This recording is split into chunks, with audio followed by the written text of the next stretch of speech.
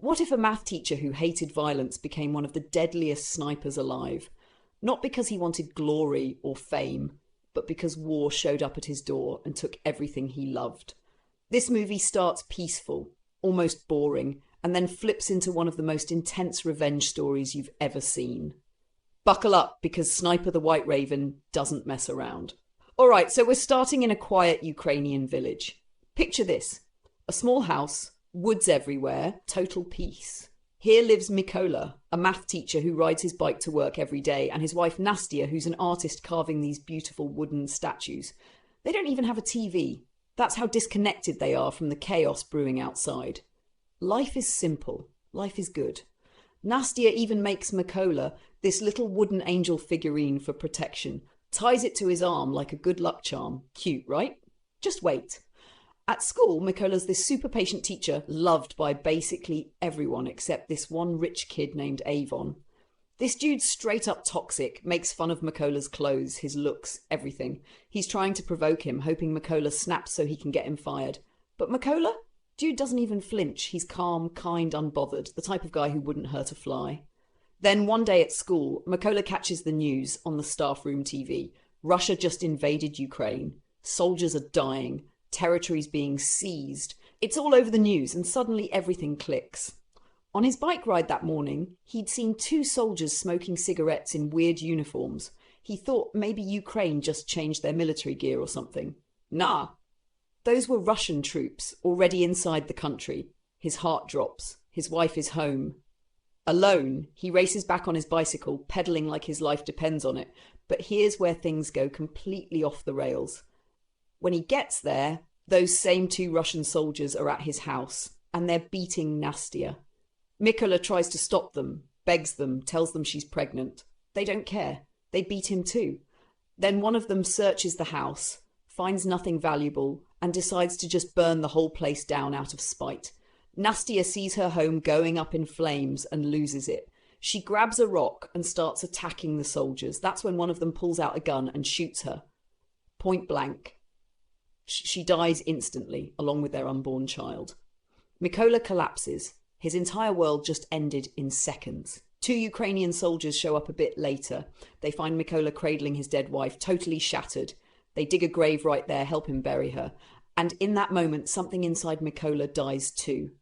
But something else is born. Rage. Pure, cold revenge. He tells those soldiers, "Take me with you. I want to join the army." They bring him to the base. The commanding officer is skeptical. This guy's a school teacher, probably a spy, right? But when Mykola explains what happened, how they murdered his pregnant wife and burned his home, the officer sees the fire in his eyes. He agrees. Mykola's in. But this is where it gets real. Training starts, and Mykola's struggling hard. He's never held a gun in his life. While other soldiers are assembling rifles in seconds, Mykola's fumbling, taking forever. Everyone's laughing at him, thinking he's a joke. The officer low-key doubts him too. One night, Mykola tells his trainer, "Don't call me Mykola anymore. Call me Raven." Everyone cracks up. The officer tells him code names aren't just given. You earn them through action. But Mykola doesn't care about the mockery. Every night while others sleep, he's out there practicing, assembling, disassembling, over and over. Then comes the announcement. They need more snipers. Mykola volunteers. More laughter. The officer tells him he's not ready. He can't even handle a basic rifle properly yet. Mykola insists. So the officer issues a challenge. Assemble the rifle in 20 seconds. Mykola blindfolds himself, disassembles the rifle, then puts it back together. In 18 seconds. Dead silence. Then applause. The officer's stunned. Mykola's in sniper training. But even here, they give him the oldest, jankiest rifle, while everyone else gets modern gear. The officer says he has to prove himself first. Fine. Mykola adapts. Training gets brutal. They have to hold position while bullets are fired near them. Anyone who flinches is out. Mykola doesn't move an inch. Then they have to shoot targets blindfolded after seeing them only once. Mykola barely misses because of his trash rifle, but everyone knows if he had proper equipment, he would have nailed it. Then comes the impossible test. Shooting targets at night using only the brief light from flares. Everyone fires and misses. But Mykola waits, uses his math skills to calculate distance and trajectory in that split second of light. He hits the target perfectly. The officer's jaw drops. No one's ever done that before. Right there, he earns his name, Raven. Training continues. Mykola pours everything into it. Finally, he graduates. The officer salutes him. Days later, they're deployed on their first real mission. Russian soldiers have taken over a checkpoint. Raven's team gets in position. Just as they're about to fire, a civilian car approaches. The Russian soldiers stop it, check passports, search the vehicle. Everything seems fine, but then they keep the passports and beat the civilians when they ask for them back. The officer gives the order. In one synchronized moment, every sniper fires. Every Russian soldier drops. Mission complete. Clean. Efficient. Back at base, Mykola notices some teammates are missing. He's told they were sent on another mission and didn't make it. Killed by a Russian sniper named Siri, allegedly the best sharpshooter Russia has. Next mission rolls around. They set up landmines and take position. Russian soldiers approach. And among them, Avon. That same kid from school who used to bully Mykola. Now he's fighting for Russia. The officer orders the shot. Mykola hesitates. This is his former student. But then he pushes emotion aside and shoots the landmines instead. Massive explosion. Avon and the others are obliterated. The officer's furious. What were you thinking? Mykola admits one of his students was in that group. The officer snaps him out of it. That wasn't your student. That was your enemy. He chose this. Over time, the officer and Mykola grow close. One day, the officer shows him a photo of his two daughters. He's never told them he's a soldier. They think he's a businessman. Even his wife keeps the secret. Mykola opens up too, tells him about Nastya. They bond over their losses. Then comes the mission that changes everything. They get intel. A group of Russian soldiers is moving through a specific route. Mykola and the officer take position. Two Russian soldiers appear, waiting for the rest of their team. And Mykola sees him, the soldier who shot his wife, right there in his scope. He asks for permission to shoot. The officer refuses. It'll blow their cover. Mykola's hands shake. This is the moment he's been waiting for. The reason he became a soldier. He asks again. The officer refuses again. Mykola snaps. He fires. The soldier drops dead. But now the Russians know their location.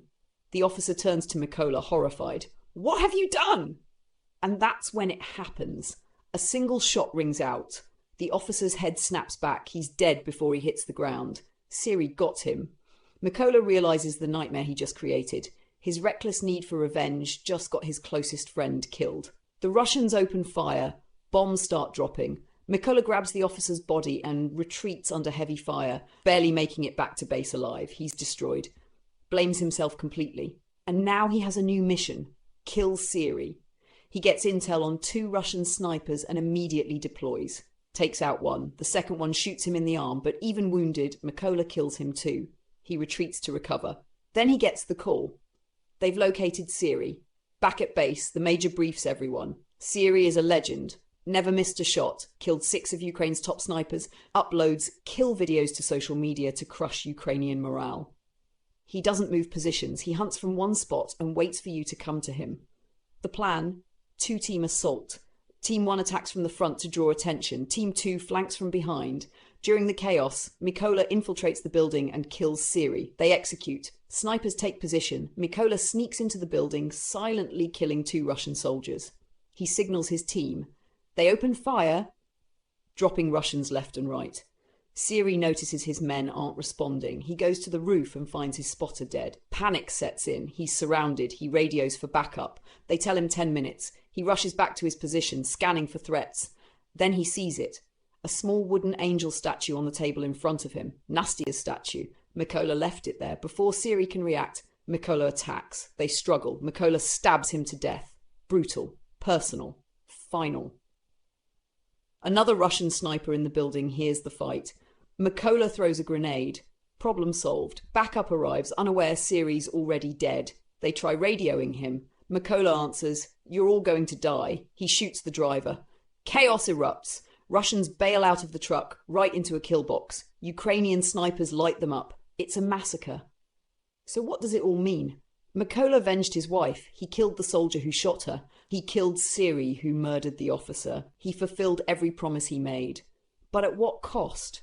He lost his family, his peace, his old life. War turned a gentle math teacher into a killing machine.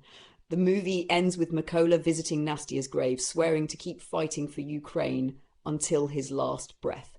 He walks away. The war continues. Roll credits. Here's my take on this movie. Sniper: The White Raven hits different because it's not your typical action flick. It's a tragedy disguised as a revenge thriller. The action is intense, the sniper sequences are high-key suspenseful, and that whole blindfolded rifle assembly scene? Chef's kiss. But what makes this movie stick with you is the emotional weight. You watch this man lose everything and transform into something he never wanted to be. The film doesn't glorify war, it shows how it destroys people. Mykola gets his revenge, sure, but he's hollow inside. The pacing can feel slow in spots, and some side characters could have used more development, but honestly, the raw emotion carries it. Who should watch this? If you're into war dramas with heart, sniper tactics, or stories about ordinary people pushed to extraordinary and dark places, this is a no-brainer. It's not a popcorn action movie, it's heavy, it's real, and it'll stay in your head long after it's over. Final word, this movie proves that sometimes the deadliest weapon isn't the rifle, it's a man with nothing left to lose.